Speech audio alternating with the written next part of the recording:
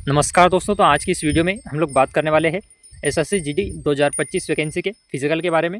और फिजिकल का जो नोटिस है वो क्यों डिले हो रहा है, कब से आपका फिजिकल स्टार्ट होगा, और क्या फिजिकल आरएफआईडी द्वारा होगा, और क्या वेटिंग लिस्ट वाला जो नियम है वो लागू होगा इस भर्ती में या फिर लागू नहीं होगा।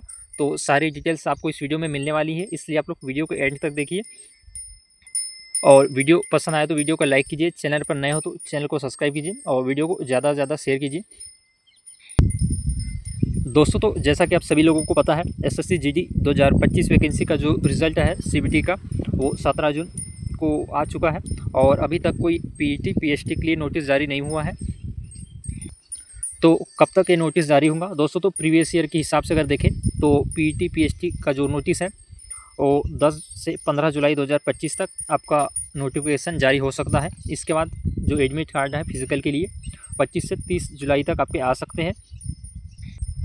और इसके बाद जो आपका फिजिकल टेस्ट है वो कब से स्टार्ट होगा? तो अगस्त के फर्स्ट वीक से थर्ड वीक तक तो आपका जो फिजिकल है वो स्टार्ट हो सकता है दोस्तों। तो एसएससी और सीआरपीएफ को पीईटी पीएसटी कराने के लिए रिजल्ट के बाद कम से कम 25 से 30 दिन का जो कि प्रोसेस लगता है। और पिछले वर्षों में भी पीईटी और पीएसटी का जो रिज़ल्ट के बाद 20 से 30 दिन का समय लगा था और वही अनुमान इस बार भी है।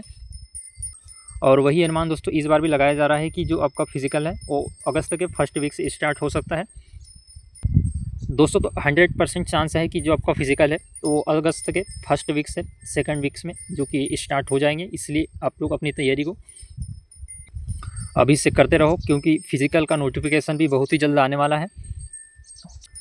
और जब भी नोटिफिकेशन आता है तो सबसे पहले मैं आपको पिंजारे क्लासेस चैनल के माध्यम से आपको अपडेट कर दूंगा दोस्तों। तो अगर आपने अभी तक हमारे यूट्यूब चैनल को सब्सक्राइब नहीं किया है तो सब्सक्राइब कर लो और ज़्यादा से ज़्यादा शेयर करो ताकि सभी कैंडिडेट्स के पास। दोस्तों, तो अब बात करेंगे एसएससी जीडी के वेटिंग लिस्ट वाले नियम के बारे में दोस्तों। तो एसएससी ने अभी तक कोई ऑफिशियल घोषणा नहीं की है जिसमें बताया गया हो कि जो वेटिंग लिस्ट वाला जो नियम है इस वैकेंसी में लागू होगा, लेकिन विभाग द्वारा पता चला है कि जो वेटिंग लिस्ट वाला नियम है वो इसी वैकेंसी में लागू होने वाला है दोस्तों। अगर वेटिंग लिस्ट वाला नियम अगर लागू होता भी है तो उससे उन कैंडिडेट्स को ज़्यादा फ़ायदा है जिनके 0.2 0.3 या भी 0.4 नंबर से वो रह गए हैं मेरिट लिस्ट से, तो उनको रिज़र्व में रखा जाएगा वेटिंग लिस्ट में, तो उनको ये फ़ायदा मिलने वाला है दोस्तों। तो वेटिंग लिस्ट वाला जो नियम है वो ये कहता है कि अगर जो कि आपकी 53,000 प्लस वैकेंसी है उसमें अगर कोई भी पद खाली रहता है तो रिज़र्व में जो वेटिंग लिस्ट में जो कैंडिडेट रखे जाएंगे उनमें से उनको बुलाया जाएगा और उनको पोस्ट दी जाएंगी, क्योंकि मेडिकल और फिजिकल में बहुत सारे कैंडिडेट बाहर होते हैं और कई फोर्स में जो कि पोस्ट है वो खाली रह जाती है। इसी वजह से ये नियम आने वाला है और बहुत जल्द ही आपको इसका नोटिस देखने को मिलेगा दोस्तों। तो सेकंड आपका ये सवाल था कि आरएफआईडी वाला जो नियम है वो इस वैकेंसी में लागू होगा या नहीं होगा। तो रेडियो फ्रिक्वेंसी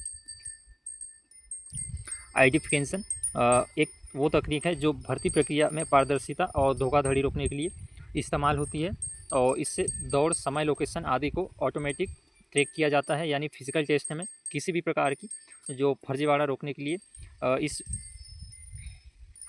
नियम को लाया जा रहा है। और दोस्तों, तो एसएससी नोटिफिकेशन 2025 के अनुसार इसमें आरएफआईडी का कोई जिक्र नहीं किया था और अभी तक जो कि आधिकारिक वेबसाइट की गाइडलाइंस पर भी जो कि आरएफआईडी का कोई जिक्र नहीं है। लेकिन दोस्तों, जिस प्रकार वेटिंग लिस्ट वाला नियम लागू होने वाला है उसी प्रकार आरएफआईडी का जो नियम है वो भी लागू हो सकता है। और अगर ये दोस्तों नियम लागू होता है तो इसमें कोई भी प्रकार की धोखाधड़ी नहीं होगी,